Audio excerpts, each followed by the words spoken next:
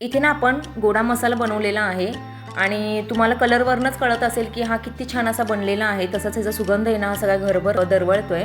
चला तर मग आपण उशीर न करता या रेसिपीला सुरुवात करूया. नमस्ते, मी पल्लवी, सिम्पली कुकिंग विथ पल्लवीच्या किचनमध्ये तुमचं खूप आणि खूप मनापासून स्वागत आहे. इथे आपण आहे ना गोडा मसाल्यासाठी काय काय साहित्य लागतंय ना ते बघून घेणार आहोत. ॲक्युरेट मी ह्याचं तुम्हाला मेजरिंग सांगणार आहे आणि तसं जर तुम्ही मेजर करून घेतलं प्रत्येक साहित्य किंवा खडा मसाला तर तुमचा मसाला माझ्यासारखा खूपच सुंदर असा होणार आहे.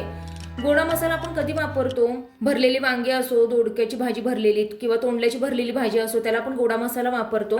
काळा मसाला आणि गोडा मसाला ह्याच्यात फरक आहे. काळा मसाला आपण नॉनव्हेजचे आयटम किंवा आमटी, झणझणीत जे पदार्थ आपल्याला भाज्या करायच्या असतात त्याला आपण काळा मसाला वापरतो. गोडा मसाला हा जास्त तिखट नसतो, फक्त भाजीची चव ही दुप्पट करतं, ह्याच्यासाठी हा गोडा मसाला असतो.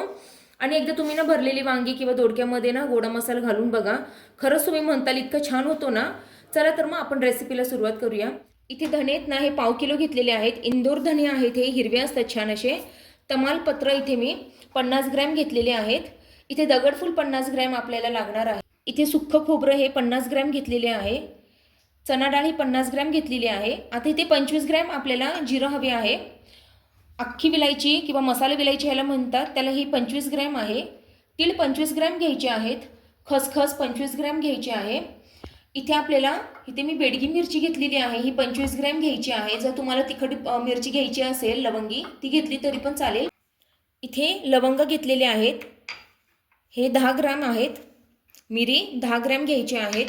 शहाजिरे 5 ग्रॅम घ्यायचे आहेत.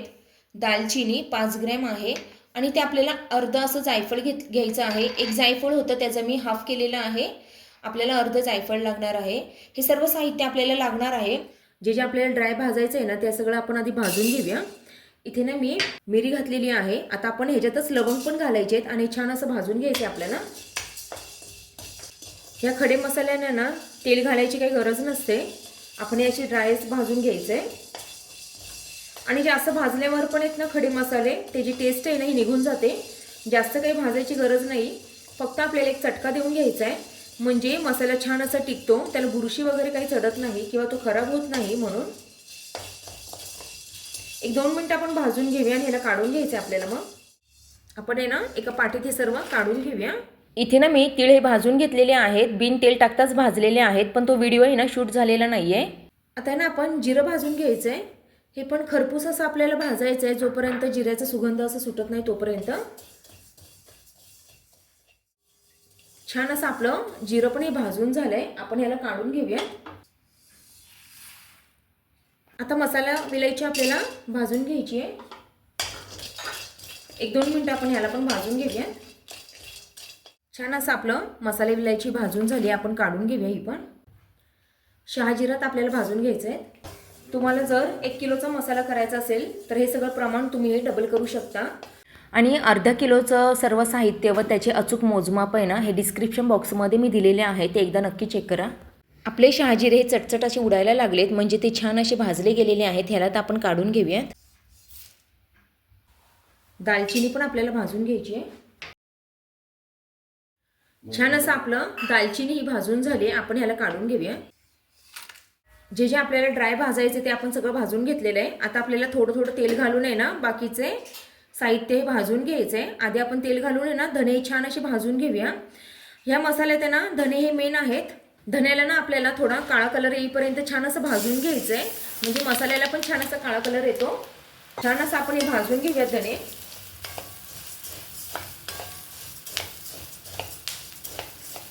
ह्या मसाल्यात आहे ना हळकुंड्याऐवजी ना आपण घरी बारीक करतोय म्हटल्यावर हळकुंड्याऐवजी मी हळदीचा वापर करते.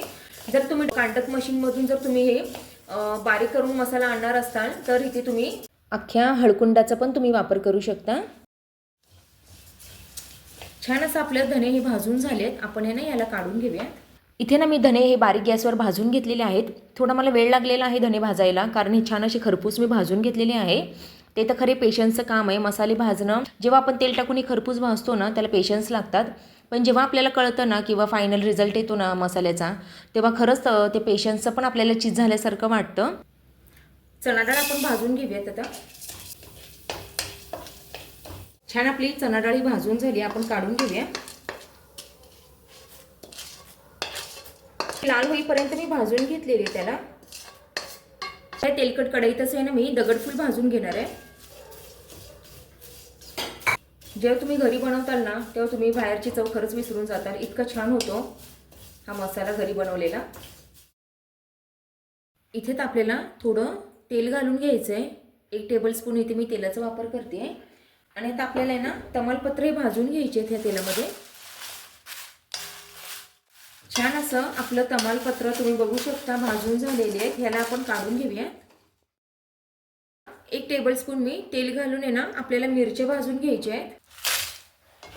इथे बेडगी मिरची मी वापरते. तुम्हाला जर तिखट मिरची वापरायची असेल तरी पण चालेल, पण हा मसाला गोडा आहे. आपण हा मसाला तिखट नाही करत, म्हणून इथे मी थोडा कलर येण्यासाठी बेडगी मिरचीचा वापर करते.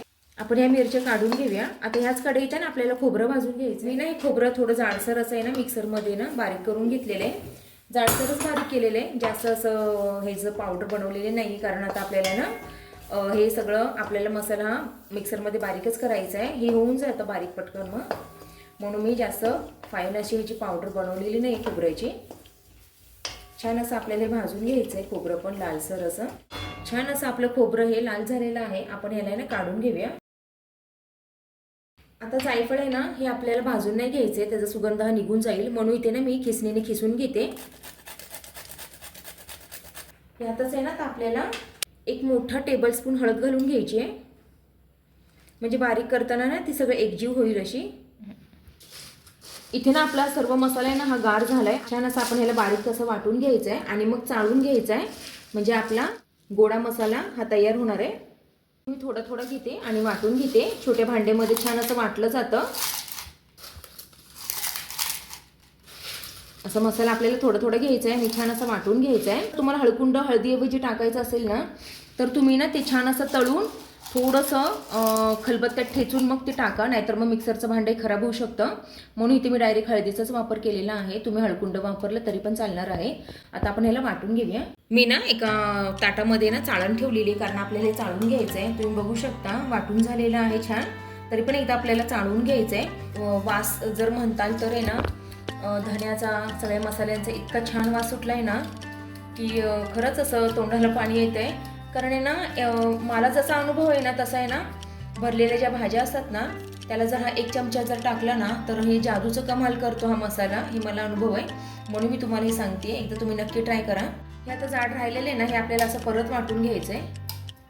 आणि आता आपण दुसरी बॅचने वाटून घ्यायचे. हे तमालपत्र आहेत ना हे थोडेसे असे चुरगळून घ्यायचेत, म्हणजे बसतात ते.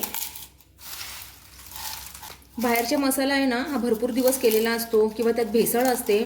कोणतीच वस्तू आता ओरिजिनल अशी मिळत नाही आहे, भेसळच असते. त्याच्यामुळे जे जे आपल्याला शक्य असेल ना ते तुम्ही घरी बनवण्याचा एकदा नक्की तुम्ही ट्राय करत जा. त्याचा आनंद पण वेगळा असतो आणि त्याची चव पण खूप भन्नाट लागते जेव्हा आपण तो घरी बनवतो, आणि त्याचं समाधान पण हे वेगळंच असतं. हे आपण बारीक करून घेऊयात.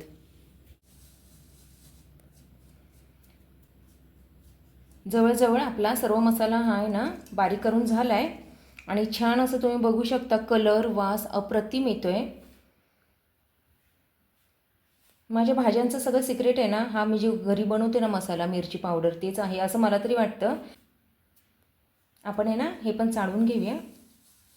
जास्त बारीक चाळणी घ्यायची नाही आहे, कारण हे थोडंसं आहे ना असं धणे असल्यामुळे ना जास्त बारीक हे चाळलं जाणार नाही. मीडियमच आहे. आता ही मी पुरण यंत्राची चाळणी घेतलेली आहे.